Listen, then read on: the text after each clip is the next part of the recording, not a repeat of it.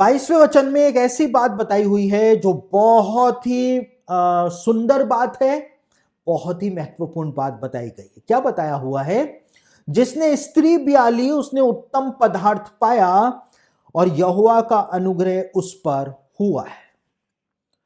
यहूदी ज्ञानी पुरुष यानी जूइश सेजेस कहते हैं कि पहला गिफ्ट परमेश्वर की ओर से जो पुरुष को प्रदान किया गया था वो पत्नी के रूप में प्रदान किया गया था। पहला गिफ्ट जो परमेश्वर ने दिया था, उत्पत्ति की पुस्तक उसका 2 अध्याय उसके 18वें वचन में।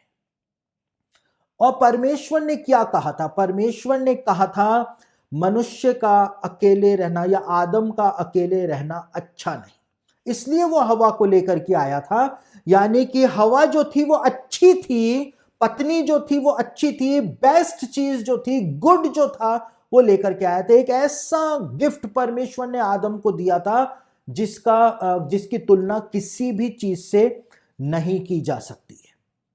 तो यहां पर यहूदी रब्बी कहते हैं पहला गिफ्ट परमेश्वर की ओर से पत्नी के रूप में पुरुष को दिया गया था। अब सुलेमान जो था वो यहां पर कुछ बात बता रहा था। सुलेमान क्या कह रहा था? जूइश सेजेस कहते हैं कि धन और आदर जो होता है उसके लिए तो एक व्यक्ति परिश्रम करके उसको प्राप्त करता है, बहुत परिश्रम करता है धन को प्राप्त करने के लिए, बहुत परिश्रम करता है आदर को प्राप्त करने के लिए, रिस्पेक्ट को प्राप्त करने के लिए। लेकिन पत्नी जो होती है वो परमेश्वर की, अच्छी पत्नी जो होती है वो परमेश्वर की ओर से गिफ्ट होती है जो परमेश्वर देता है। तो परमेश्वर एक अच्छी पत्नी गिफ्ट करता है, ये परमेश्वर की ओर से शादी का तोहफा होता है। क्योंकि यहूदी मान्यता के अंदर, जूइश ट्रेडिशन के अंदर विवाह करना एक धर्म का काम माना जाता है, क्योंकि परमेश्वर ने कहा आदम का अकेले रहना या मनुष्य का अकेला रहना अच्छा नहीं। तो जब एक पुरुष विवाह करता है तो वो एक धर्म का काम करता है यहूदी मान्यता में, और इसीलिए परमेश्वर गिफ्ट देता है पत्नी के तौर पर। परमेश्वर उसको अच्छी पत्नी देता है, गुड वाइफ देता है। अब बैड वाइफ आ जाए तो परमेश्वर के ऊपर इल्जाम ना दें, क्योंकि उसमें आपका भी बहुत योगदान होता है। समझ रहे हैं? देखिए, एक स्टेटमेंट है जिसको मैं लॉजिकल नहीं मानता हूं। ऐसा कहा जाता है कि जोड़े आसमान में बनते हैं, हम तो सिर्फ उनको मिलाते हैं। यह स्टेटमेंट जो है वो पूरी तरह से गलत है मेरी दृष्टि में, आपकी दृष्टि में सही हो सकता है, लेकिन जोड़े आसमान में तो नहीं बनते हैं, इंसान ही उसको बनाता है। कैसे बोल सकता हूं मैं इस बात को? क्योंकि कई सारी लड़कियां जो होती हैं उनको ऐसे पति मिल जाते हैं जो उनको मारते पीटते हैं, कभी कभी जला भी देते हैं, उनकी हत्या भी कर देते हैं। तो क्या जोड़े आसमान में बने? ऐसा जोड़ीदार फिर आसमान के अंदर क्यों उसको दिया गया? कई सारों को ऐसी पत्नियां मिल जाती हैं जो व्यभिचारिणी होती हैं या अपने प्रेमी के साथ मिलकर अपने पति को जान से मार देती हैं। बहुत सारी बातें हैं। तो क्या जोड़े आसमान में अगर बनते, परमेश्वर अगर उनको बनाता, तो क्या ऐसे जोड़ीदार को परमेश्वर जानबूझ के दे देता? परमेश्वर को क्या इससे कोई चिढ़ थी या पर्सनल दुश्मनी थी इसके साथ जो ऐसा जोड़ीदार दिया?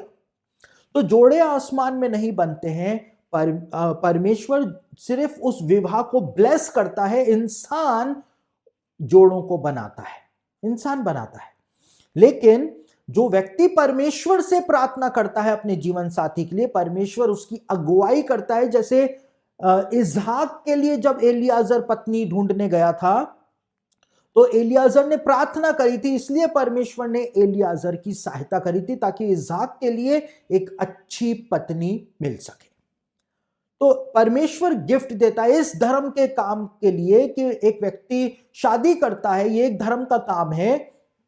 परमेश्वर गिफ्ट देता है विवाह का, और विवाह का गिफ्ट क्या देता है?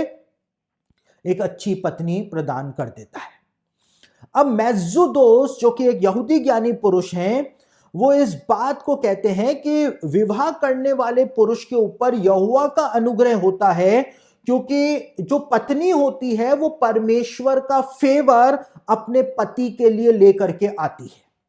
ये मेस्सुदोस कहते हैं जब एक पत्नी आ गई तो वो अकेली तो आती खुद तो आती ही आती है, लेकिन अपने साथ परमेश्वर का फेवर भी अपने पति के लिए लेकर के आती है। क्यों लेकर के आती है? क्योंकि पत्नी की प्रेजेंस से ही पति जो है वो बड़े बड़े पाप करने से बच जाता है, वो व्यभिचार के पाप करने से, गंदे काम करने से बच जाता है पत्नी की प्रेजेंस से।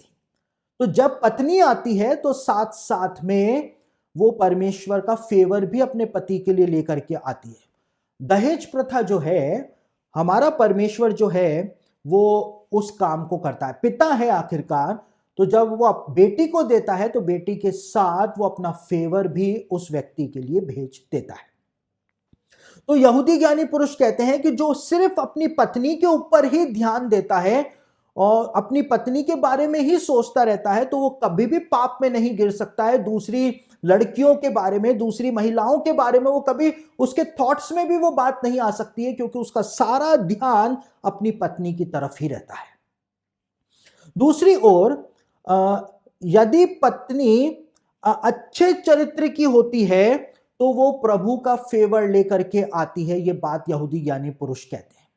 यदि पत्नी अच्छे चरित्र की नहीं होती है तो प्रभु का फेवर भी नहीं आता है। तो इसलिए यहूदी लड़कियां जो होती थीं वो अपने आप को पवित्र रखा करती थी। शादी से पहले वो बहुत ध्यान दिया करती थी कि उनके चरित्र के ऊपर कोई बात ना आ जाए, इतना ध्यान दिया करती थी।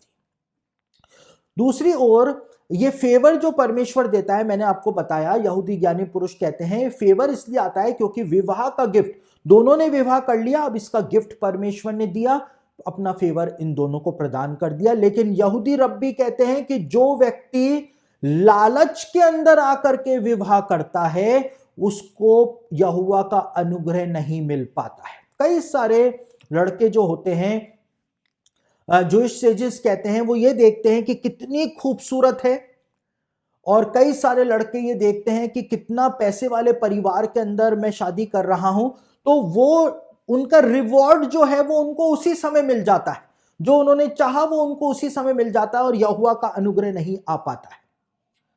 लेकिन जो सिर्फ बिना लालच के अंदर विवाह करता है, जिसको सिर्फ विवाह करना होता है और कोई लालच उसके मन में नहीं होता है, तो परमेश्वर उसको जो पत्नी देता है उसके साथ अपना फेवर भी परमेश्वर प्रदान कर देता है।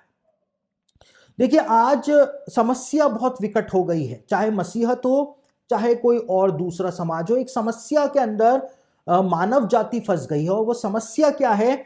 आज लोग विवाह, जो कि एक बहुत ही पवित्र संस्था है, विवाह जो कि यहूदियों के अंदर एक धर्म का काम माना जाता है, आज विवाह के अंदर लालच आ गया है। और लड़का या लड़की दोनों में से कोई भी क्यों ना हो, जो एक लड़का इस लड़की को पसंद करता है, लेकिन लालच के अंदर वो इससे विवाह कर लेता है कि ये बहुत पैसे वाली है, गवर्नमेंट जॉब के ऊपर है, या ये मल्टीनेशनल कंपनी में ज्यादा कमाएगी। और लड़कियां भी ऐसा ही करती हैं, वो देखती नहीं है कि कितना बड़ा बेवड़ा है, लेकिन रेलवे में है साहब, बेवड़ा होने दो, रेलवे में तो है।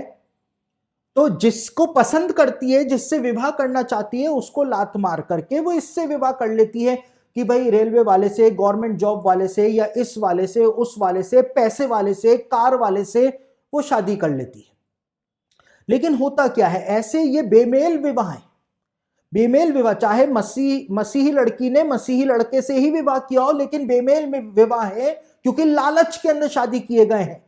ऐसे लालच में जो लोग शादी करते हैं, यहूदी ज्ञानी पुरुष कहते हैं, उनके ऊपर यहोवा का अनुग्रह नहीं होता है। क्यों नहीं होता है? क्योंकि जो लालच उन्होंने किया वो उनको मिल गया, तो परमेश्वर का फेवर उनको मिल नहीं पाता है, मिल ही नहीं पाता है।